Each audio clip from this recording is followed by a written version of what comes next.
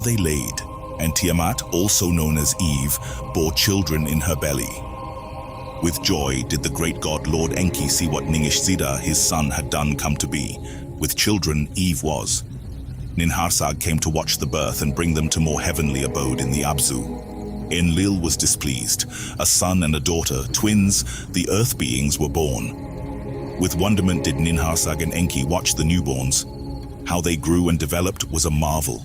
Days were as months, months to earth, years accumulated. By the time Adam and Eve had other sons and daughters, the first ones were by themselves procreating. Before one Shar of Nibiru had passed, the earthlings were proliferating.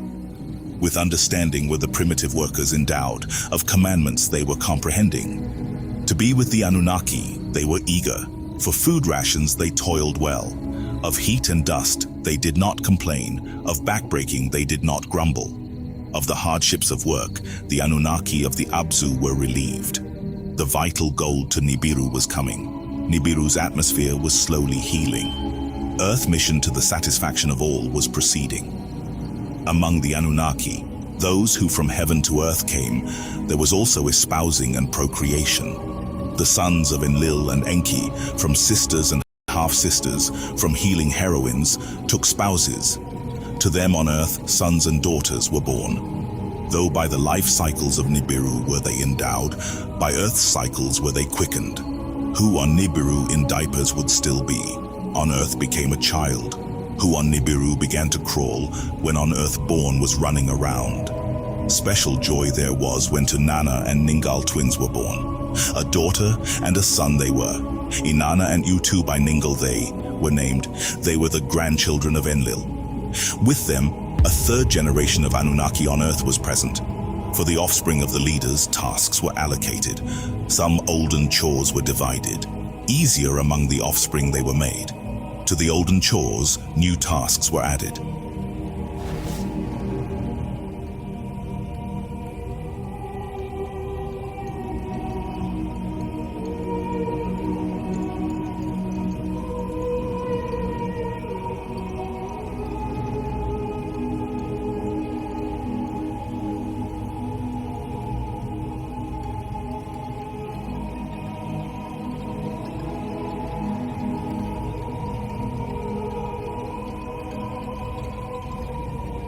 Upon the earth, the warmth was rising, vegetation flourished, wild creatures overran the land. The rains were heavier, rivers were gushing, abodes repairing needed. Upon the earth, the heat was increasing, the snow-white parts to water were melting. From the depths of the earth, volcanoes were fire, and brimstones belching, the grounds were trembling, each time the earth was shaking. In the lower world, the snow-white-hued place, the earth was grumbling. At the tip of the Abzu, Enki a place for observing established. To his son Nergal and his daughter Ereshkigal, command thereof he entrusted. A thing unknown, an untoward thing thereunder is brewing. Nergal said to his father Enki. In Nibruki, the place of the bond heaven-earth, Enlil the heavenly circuits was he watching. By the tablets of destiny's celestial motions he was comparing. There is turmoil in the heavens. Enlil to his brother Enki said. From the planet Mars, the place of the way station, Marduk to Enki, his father, was complaining. Strong winds are disturbing, annoying dust storms they are raising. So Marduk to his father, Enki words was beaming. In the hammered bracelet turmoils are occurring. Upon the earth, brimstones from the skies were falling. Violently the earth they approached. Into flaming fires in the skies they were bursting. In a clear day, darkness they were causing, with storms and evil winds raging around. Like stony missiles the earth they were attacking. Kingu, Earth's moon and Mars too, by these havocs were afflicted. The faces of all three with countless scars were covered. Enlil and Enki to Anu the king, urgent words were beaming. Nibiru's savants they alerted. The earth and the moon and Mars, a calamity unknown we are facing. From Nibiru the savants were responding. Their words the leaders' hearts were not calming. In the heavens, the family of the sun were taking stations. In the heavens, glorious dwelling places were abandoning. Toward Nibiru from the celestial deep, a monstrous demon maid appeared over the solar system. A monster once to Tiamat's host belonging, by the celestial battle fashioned, from the celestial deep made its way. By Nibiru was it from slumber awakened. From horizon to the midst of heaven like a flaming dragon it was stretched. 1 league was its head, 50 leagues in length it was, awesome was its tail. By day the skies of earth it darkened, by night upon the face of the moon a spell of darkness it cast.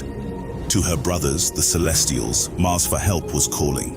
Fierce was the encounters of the ancient piece of Tiamat, straying towards the solar system, cause of disruption. A tempest of clouds upon the moon was raised.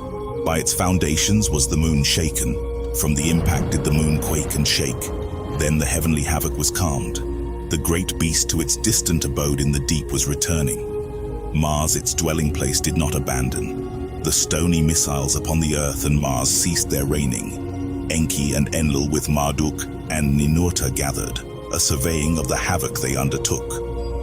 The foundations of the earth Enki surveyed, of what its platforms had befallen he examined. The depths of the oceans he measured, in earth's far corners the mountains of gold and copper he scanned. Of the vital gold there will be no shortage, this was Enki saying. In the Aedean, Ninurta was the surveyor, where mountains trembled and valleys shook. In his skyship he soared and journeyed. The landing platform was intact. In the valleys of the north, the earth fiery liquids from volcanoes pouring. So was Ninurta to his father Enlil telling, sulfuric mists and bitumens he was discovering. On Mars the atmosphere was damaged, dust storms left no life, and work is interfering, Marduk to Enki was saying.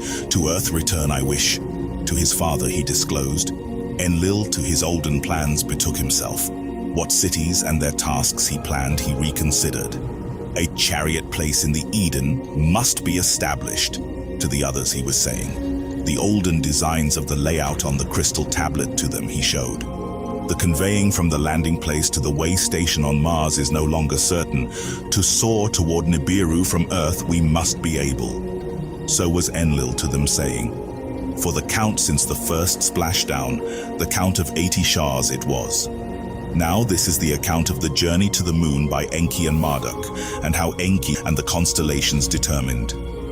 Let the place of the chariots near Bad Tibira, the metal city, be established. Therefrom let the gold from earth to Nibiru in the celestial chariots directly be carried.